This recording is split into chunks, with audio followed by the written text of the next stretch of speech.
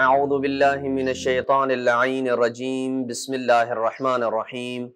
وصلی اللہ علی محمد وآل بیتہ الطیبین الطاہرین المعصومین۔ بارگاہ ملکوتی امیر المومنین صلوات اللہ وسلامہ علیہ سے زکات فطرہ کے متعلق ایک اہم مسئلے کو بیان کرنے کے لیے آپ کی خدمت میں حاضر ہوا ہوں۔ ہر سال جو ہی عید الفطر کی آمد قریب ہوتی ہے تو زکات فطرہ کی مقدار کے حوالے سے ایک بحث چھڑ جاتی ہے۔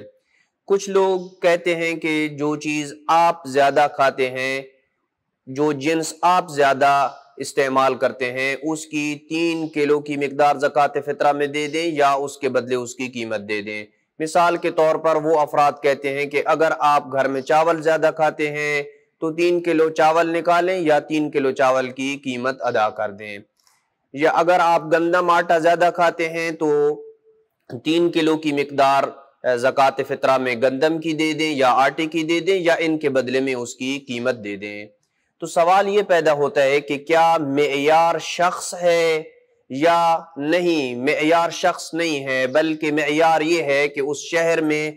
غالب اور رائج غذا کیا ہے، اور جو چیز غالب رائج غذا شمار ہوگی اسی جنس میں سے 3 کلو کی مقدار زکات فطرہ میں دینا ہوگی یا اس کے بدلے اس کی قیمت دینا ہوگی۔ تو معیار کیا ہے؟ یعنی دیکھنا یہ ہوگا کہ اگر میں زکات فطرہ نکالتا ہوں تو زکات فطرہ نکالتے وقت مجھے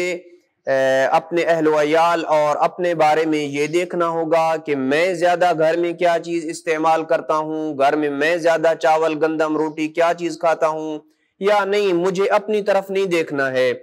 بلکہ مجھے دیکھنا ہے کہ میرے شہر میں زیادہ چیز کیا رائج ہے اور غالب چیز کیا چیز کھائی جاتی ہے۔ اس لیے کہ عین ممکن ہے کہ ہم گھر میں زیادہ چاول کھاتے ہوں لیکن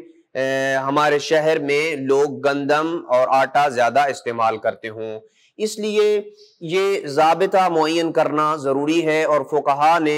اپنی کتابوں میں زکات فطرہ کی جہاں بحث کی ہے وہاں پہ اس مسئلے کو حتماً ذکر کیا ہے کہ زکات فطرہ کا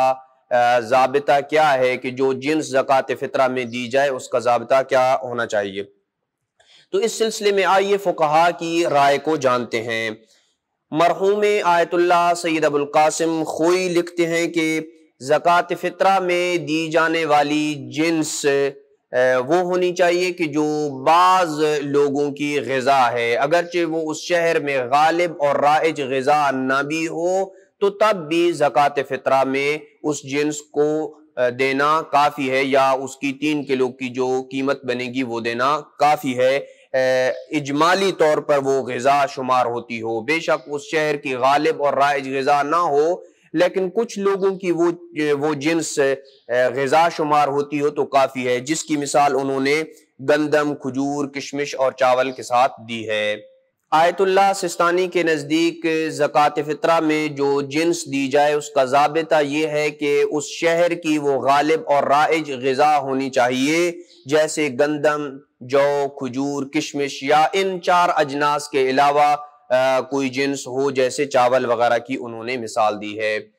آیت اللہ شیخ وحید الخراسانی کے نزدیک احتیاط واجب ہے کہ جو جنس زکات فطرہ میں دی جائے وہ اس شہر میں رائج اور غالب اور متعارف غذا ہونی چاہیے، اور اس جنس کی 3 کلو کی مقدار یا اس کے بدلے میں اس کی قیمت جو ہے وہ رائج قیمت جو ہوگی وہ دے دیں۔ آیت اللہ سید محمد سعید حکیم کا کہنا ہے کہ زکات فطرہ میں گندم، جو، کھجور اور کشمش دینا کافی ہے، اگرچہ یہ چیزیں گندم، جو، کھجور، کشمش آپ اپنے اہل و عیال کو نہ بھی کھلاتے ہوں تب بھی یہ چیزیں زکات فطرہ میں دینا کافی ہے۔ اور اسی طریقے سے وہ لکھتے ہیں کہ ہر وہ غذا کہ جو مکلف کے شہر میں رائج اور غالب غذا ہو اور وہ اپنے اہل و عیال کو کھلاتا ہو، اس کی 3 کلو کی مقدار یا اس کے بدلے میں اس کی قیمت دینا کافی ہے۔ آیت اللہ شیخ اسحاق الفیاض زکات فطرہ کی جنس کا ضابطہ بیان کرنے میں لکھتے ہیں کہ 2 طرح سے ضابطہ معین کیا جا سکتا ہے، یا تو آپ اپنے شہر میں جو غالب اور رائج غذا ہے وہ زکات فطرہ میں دیں، جیسے کہ انہوں نے چاول کی مثال دی ہے، یا گندم، جو، کھجور اور کشمش اگرچہ آپ کے شہر میں غالب اور رائج غذا نہ ہی ہو تو بھی یہ دینا کافی ہے۔ یعنی آیت اللہ شیخ فیاض کے نزدیک اگر آپ ان 4 اجناس کے علاوہ یعنی گندم، جو، کھجور اور کشمش کے علاوہ اگر کوئی چیز زکوٰۃ فطرہ میں دینا چاہتے ہیں یا اس کی قیمت دینا چاہتے ہیں تو اس صورت میں اس کا شہر کی غالب اور رائج غذا ہونا ضروری ہے۔ لیکن اگر آپ ان 4 اجناس سے دینا چاہتے ہیں تو بے شک پھر یہ 4 اجناس اس شہر میں رائج غالب غذا نہ ہی ہو، زکوٰۃ فطرہ دینا کافی ہے۔ آیت اللہ شیخ بشیر کے نزدیک زکوٰۃ فطرہ میں جو جنس دینا ضروری ہے اس کا ضابطہ انہوں نے کچھ یوں معین کیا ہے کہ ہر فرد کی جو شہر میں متعارف اور رائج غذا ہے وہ دینی ہے، اور وہ لکھتے ہیں کہ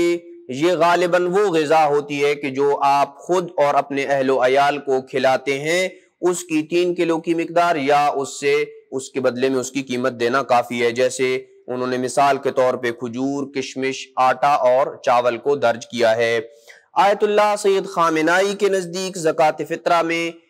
3 کلو گندم، جو، کھجور اور کشمش دینا کافی ہے۔ آیت اللہ السید موسیٰ الشبیری الزنجانی کے نزدیک آپ کے شہر میں جو متعارف اور رائج غذا ہے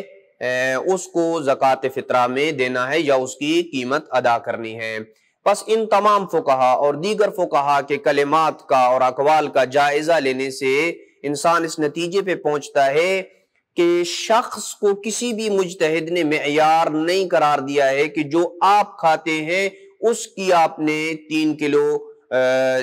کی زکوٰۃ فطرہ ادا کرنی ہے یا اس کی قیمت ادا کرنی ہے، بلکہ معیار یہ ہے کہ آپ کے ملک میں، آپ کے شہر میں جو چیز رائج غذا ہے اور غالب غذا ہے اس کی 3 کلو